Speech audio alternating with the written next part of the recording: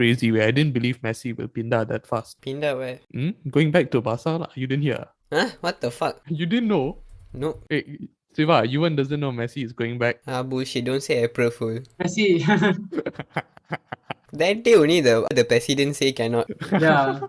See, because of Seva, I know every update it is, so don't worry, you can't cheat me. But you still got conned. Not really lah. Doesn't matter. Okay, you made it seem like it was nothing, so I get no satisfaction out of it anyways.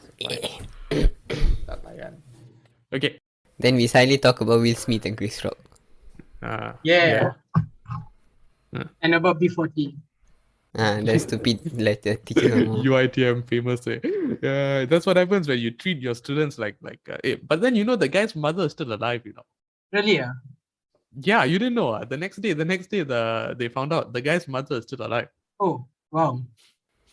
Actually, what happened? I don't know. All I know is the lecturer said something bad about B40. It wasn't so bad. As far as condemnations by lecturers go, there was nothing, honestly. You heard it?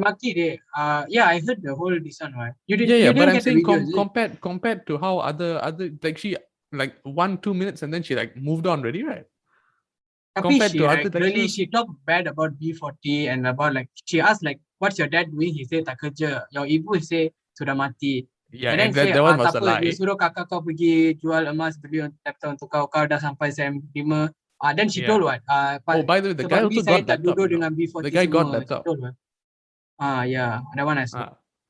The guy got laptop, his mom also alive. No, the guy got laptop because I heard that after this event happened, only someone bought and give. This event happened last year, Last year. And now only got viral, yeah. Oh. No, but then what happened is that even though the lecturer was on the wrong side, right? Because this guy lied, it's like the lecturer is justified because of that. Not really. The point is she not told really, yeah. The lecturer still said dengan B40. Yeah. That's still you can't really get over that. The comment was the comment, but I don't know. Yeah. But yeah, I mean it gives. How the fact that the student lied about his mom dying go to such an extent. I don't know. I think he just want to make fun of it and then he become like that lah. No, then the children have gone viral.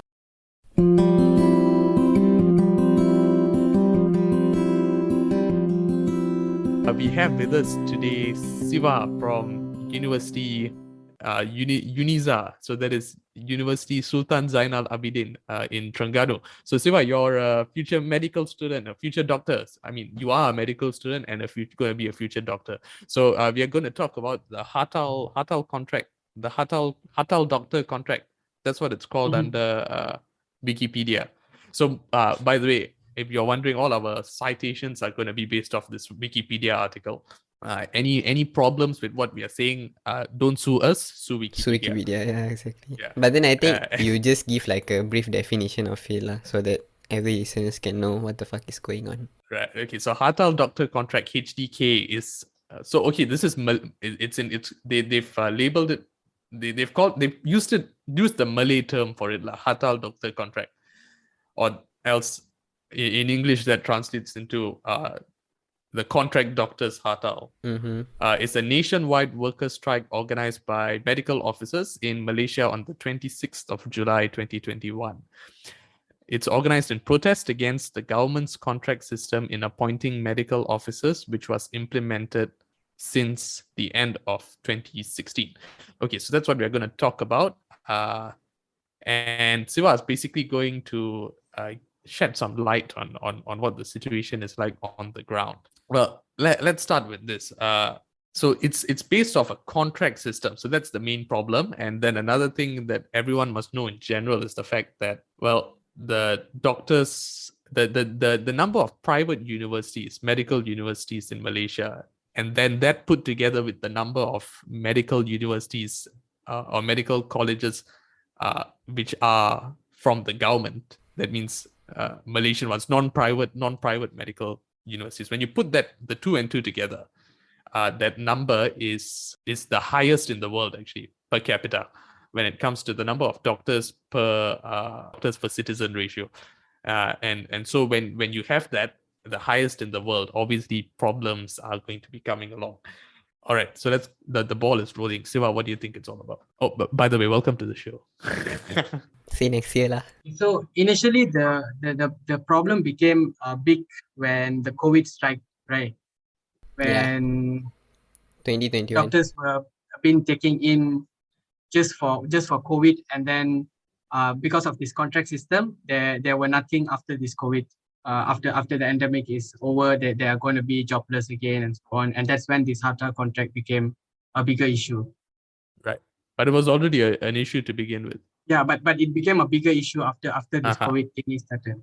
Yeah, it was like a bigger issue, and I felt like it was solved very quickly by the KKM when they announced that 8,000 every year, 8,000 contracts will be added until 2025. From what I read. Right. Okay. So it's a temporary solution, though. I felt like at least they're doing. I felt like it's a very big solution what they're doing, and like having this contract system is like something I'm going to be supportive of. Yeah. Even though it's something that you're going to be part of also. Yeah. Yeah. Yeah, but then doesn't mean that the contract is a permanent contract, right? It's like a few years contract only. Yeah, right? correct. Yeah. And then the main problem is that after. So there's no security to it. Yeah, that's what I'm trying to say. If there's like no security, like there's not a permanent solution for it, at the end of the day, you're going to be jobless, right? Yeah, so that's essentially the main problem. Looking from the government perspective also, they are also having like problems also. They can't just be handing out contracts for everyone also, right? Exactly, so, because you've got too many to hand out. Looking at these 8,000 contracts per year, it is like a very big step that they took from my perspective. Okay, and I'll just add on there. So what you mean by a big step? So I'll just put that into perspective. Only 3% of the doctors that graduated actually got were offered permanent positions per year. So 3% is just about 700 plus doctors. For each year, right? Each year. Am I right? For each year, being offered permanent positions. So that is a very, very small amount. When compared to the amount of doctors that are graduated. It's 32,000. 32,000. Yeah, so and out of 32,000, only 789 people. So that's 3%. Were successfully appointed as permanent medical officers. So that's just and that's just medical officers. So that's the lowest end of the ladder, basically. Right after you're done with your housemanship, you become appointed a medical officer. So that's the lowest rung of the ladder before. Not even specializing, you're not even taking any of the basic side diplomas, for example, MRCP, or all the other, all these pre-exams that you need to take before you actually start specializing. 789. So and then once you put that up, so what improvements have they made? You're saying, Seva? Extending the contract. Yeah, 8,000 per year. Right, but then is that permanent positions or contract positions? Contract.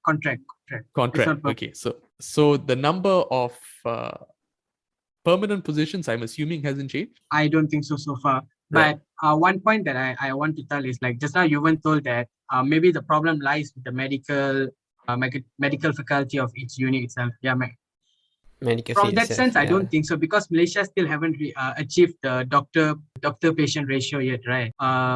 It is 10,000 patient per doctor. Am I right, Karan? The last I heard was we've already achieved that a long time ago. The problem was we don't have enough specialists. Or if we haven't achieved that, we are already very close to achieving it. So that's what I last heard. From what I know, we haven't achieved it. Okay. Well, I mean, we've got 32,000 doctors coming out every year, and the number of, so I mean, I'd say the facts speak for itself. I mean, if we haven't achieved it, we are probably very, very near. I still think we've already achieved it. But then when it comes to specialists, we have very little. Like the number of oncologists, so specialists who specialize in treating cancer, for example, right? So those are what oncologists do. Less than 100 in the entire country, or less than 200, something like that. Yeah, I mean, that is why I'm saying the medical field is the problem. The fact that you need to study for almost a decade to become a specialist, right? I think that is why there are not much specialists out there. Even if there are, then they're not even getting the proper job opportunity to treat the patients. In that sense, I might agree, because it's like only in Malaysia. Because like by the time we are graduated, we are 24, right, Karan? Yeah, and then something like that. We have to do our housemanship 2 years, 26 years old, and then our MO another 3 years. Yeah, you've got to work there minimum number of years before you can specialize. Yeah. So that's around 28, 29. Whereas if you compare to Sri Lanka's system, I talked to one of my friends, and when you compare to Sri Lanka system, by the age of 22, you are already a doctor, graduated. Yeah, 22, 23. So that's the same as India. And the reason is because they enter primary school at 6 years old, 6 or 5 years old, if I'm not mistaken. So we enter primary school at the age of 7. Yeah, but then you see the difference is 2 about years. 2 to 1 years only. But then up there the difference is like 6 or 8 years if I'm not mistaken. If my maths is correct. No, but when it became 26, right. he's put into his what he's done is he's included being an MO as well. He would have finished it. So when you come out with a basic degree though, at the age of 24, 25, which is what Sri Lanka and India are doing. So Sri Lanka, Seva said, is 22. Yeah, I know India is 23.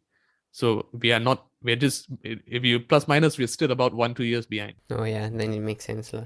But then you see, the contract itself, okay, let put the contract aside, right? Do you guys think that the doctors making a protest during COVID-19 is an issue or not? Because I feel like it's very irresponsible of them to do that during the COVID-19 pandemic going on. The Wikipedia article that I read said that it was done during break hours, and in fact it was just a day thing, a protest that occurred for one day, and it was from 11 to 12, I think, which is supposed to be the allocated time for the doctors to have their break. Yeah, but then you see, it is a COVID-19 situation at the moment. I'm not talking about them treating the patients, I'm talking about them like being at the same place in a big amount of people at the same place, coming together at the one place. Like it can increase the cases at that moment. But that's what I'm feeling like very what happened though? I mean, irresponsible what they did was walking. The protest was staged by walking away from the hospital. And they were still maintaining SOPs. Yeah, something like that. That part I didn't know. But I don't think so. I think they were just doing the right thing. They were just taking advantage because they felt they were being used by the government just for this COVID-19, even though that is their job. But as a person, they also need a future, right? Yeah. So they just used this COVID-19 situation to make a point for themselves so that the world can look at them and like actually know what's going on for them also. So what you're trying to say is it's like an enlightenment moment for everyone, like to create an awareness lah. Right. And fair enough, the government didn't charge anyone, any of the doctors. However, the doctors were given, the people involved with the protest were given show cause letters. So basically you need to justify your actions by giving a letter to hospital administration, so your higher ups. And then beyond that, what action was taken as to how it affected individual doctors' careers, I'm not so sure, but I know there's no effort on a national level to in terms of punishment. So good on the government for that. Well, we are going to take a short break. We'll be right back after this.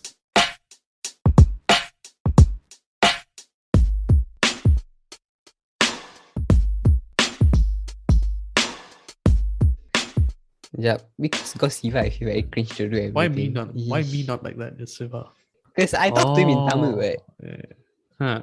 Yeah, that's it. You guys want to become doctor. You're studying, right?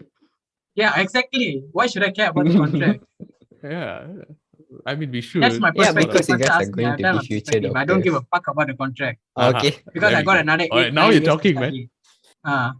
After I finish my studies, then I can think about what I want to do. I can even be a lecturer, so I don't give a fuck about the contract. Hey, you can't be a lecturer without specializing. So what you're trying to say is there are potential that you won't become a doctor. Because there's a widened scope, after you graduate, and like my interest is not only becoming a doctor. Like I might just change my mind. I have another 6 to 8 years behind my back, and there's no point of me myself worrying about the contract system right now. Like it's for those who are going to be graduated in another 1 year, or those are now jobless. Yeah. Like for me, I still have another 6 years on my back, so I am not really worried about this contract system. Well, what I last heard was But don't you feel like it should be in your back of your head? Like you know that you're going to face it one day.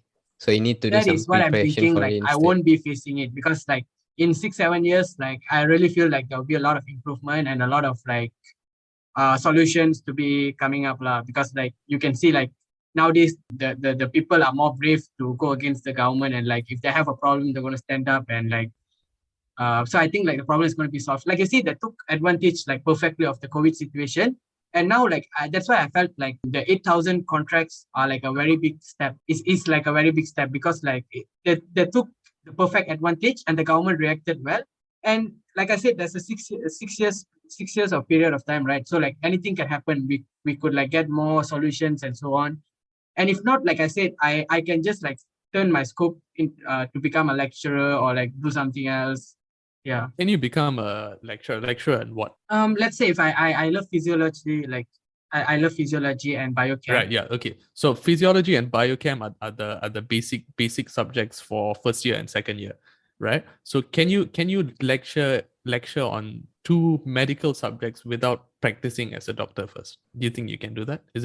Do they allow I think that? it's possible. I think it's possible. At my uni itself, at UNISA itself, like now I'm studying UNISA, like once I'm graduated, from what I know, like I probably have to go talk to like send some letters to them, like Right. I'm a graduate from here and I want to become a lecturer, then maybe I would have like a very high opportunity lah. Mm-hmm. Do you know, because it's interesting when you talk about the medical field, right? Because another thing is for if you plan on being a lecturer in any other university, I'm not sure, with the exception of medical school, if you want to be a lecturer in any other subject in any university, you've got to have a PhD in the relevant field. If you have anything, the minimum will be a master's, and nowadays most people are asking for PhD. So it's interesting that you can ask to be a lecturer in physiology with your basic degree, so that being your basic qualification, and also not practicing. So yeah, it's interesting that you say they will allow it, and if they allow it, then good for you.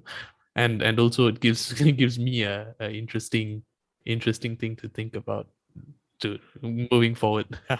Well, so we've settled the Hartal contract, Doctor. We essentially came to an abrupt end by basically saying it doesn't involve us, and washing our hands off it, and hoping that it will be solved by the time we graduate. But I'll say this though, one thing that I think most of us can agree on is the fact that a lot of the doctors coming in into the government service are those doctors that are actually coming in from private universities as well, because we've got something like 30 private universities offering medical degrees. And so if you are the government, I think priority will be to take in medical students, or your priority will be to take in doctors from government universities over the private ones. That makes more sense, correct? So if going by that logic, if you are graduating from a government university with a medical degree, then I think it's reasonable to say that you've got the government on your side. Right. So we leave it there. So now let's move on to our next topic, still related to medicine. So some of you might be planning to pursue medicine as a future as a future profession. So what you need to know is that the first 2 years of studying medicine is entirely theory. So you don't get to go out into hospital. Have you gone to hospital so far, Seva? Haven't, not yet. No. Right. So why don't you break down for us what you study in medicine first year and second year? The first year it's really gonna be tough because like it's like a whole lot of burden is gonna be dropping on you. You're gonna be like seeing hundreds of slides each and every day, and if you're not going, and that's just for one lecture. No, okay. One lecture is about 60 slides, I guess. 60 to 100 slides. So like weekly, you're going to have like approximately 500 slides or plus minus 500 to 600 slides. So just imagine you're not going to be studying those, and it's going to be stacking to you weekly, monthly. You're going to be having thousands of slides not being read. So that is something new that you got to be adapted to. If you're not going to get adapted, you're going to fail and going to get out of your school. So that is the toughest part for the first 2 SEMs for the first year. And then from what I heard from my seniors, going into the second year, you're going to get used to it. You're going to know what's your plan. You're going to know how to do it, whether you're a last minute guy or going to study it at the 11th hour, or like, like every day you have to do this much so that you can pass your medical school. Yeah. So the first year is the most important period where you have to get through with all the stress, with all the burden and so on. And staying in government school, that's another part where you have to be actively involved committee, doing this and doing that.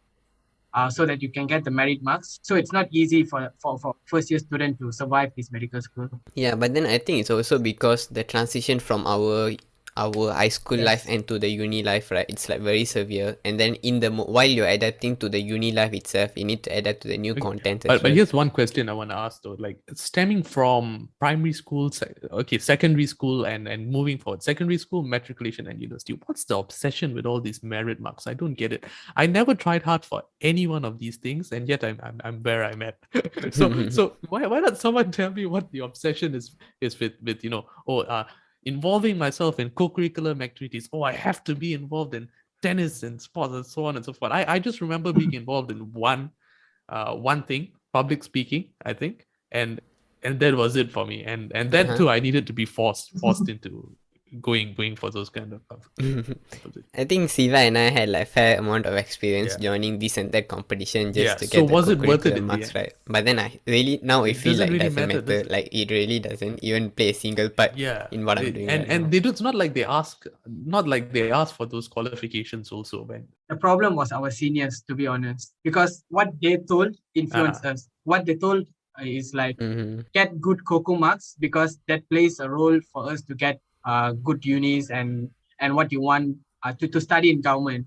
You need good COCO marks. For that, you have to be actively involved, and that's why like Yuvaan and I were like the president and the vice president for English community. We were involved in this sport, that sport. We tried our best to be actively involved, but at the end of the day, we realized like it was nothing. All down the drain. Correct. Because like I think Karan, you also got like somewhere around 8+, right? And Yuvaan was the highest, around 9. We were like around there. We were around there. And what was the difference? You went for just one activity, and me and you went almost 10 to 12. Yeah, exactly. I just went for one activity. I was vice president of history club. Yeah. So that was basically the highest achievement. And guess what? We're all basically on a level playing field in different universities, but with basically the same performance. So for those of you listening, it seems almost irrelevant nowadays to take co-curricular marks. I mean, make sure you enroll yourself in the bare minimum stuff. Try to get positions where you feel that you can do the least work, and don't let it interrupt your daily routine, interfere with your studies. with your life. That's for sure. So it's not worth the burden, I think. And it's not like you're going to get any less of it moving forward. It's just going to pile up. Like doing your degree, it's not like your workload is any less. So you might as well take advantage of having more fun when you can, rather than working your entire life. It's a bit sad looking at it that way. I feel for both of you in that sense. But then as I said, right, it was very interesting. Just imagine like if we didn't do like all of the whatever programs that we joined when we were in high school, right? I feel like the high school life will be very boring and really like not much memories to be remembered, right? I mean, we went for some random English competition at which university I already forget. And Utah. That was the one. It was like you meet a lot of different people. Yeah, it's a way that forces you to actually communicate with other people. Yeah, that one cannot be denied. It's like an entry door to what uni life will be like lah. Like you need to socialize on your own. Like Yuvaan and me being the president and vice president for English club was a great experience also. Like it really brought the leadership out of us and everything. I actually right. So that's part of the experience, I guess. And I think you also had a lot of fun, and it also comes with I think an element of you being the senior. A lot of people say that, I wanna live the senior life. So I think heading clubs like that is also part of that entire experience, I think. So if you're looking forward to also like having the experience of being a senior for the first time, then go for it. Well, it seems like our time is almost up. Right? Well, Seva, it's been amazing to have you on with us. Thank you so much for joining us. You've been listening to Youth Unhinged. We had an interesting conversation today on medicine and also our time in high school. By the way, all three of us were classmates. So Seva as well. We were sitting across each other in Form 4 and Form 5. So yeah, it's sort of like a mini reunion. So thanks for joining us. We appreciate it. As usual, we'll leave the article which we referenced on the Hartal strike. And yeah, that's about it. You've been listening to Youth Unhinged. Thanks again for joining us. We'll catch you in the next episode. Bye-bye. Please like, share, and subscribe. Bye-bye.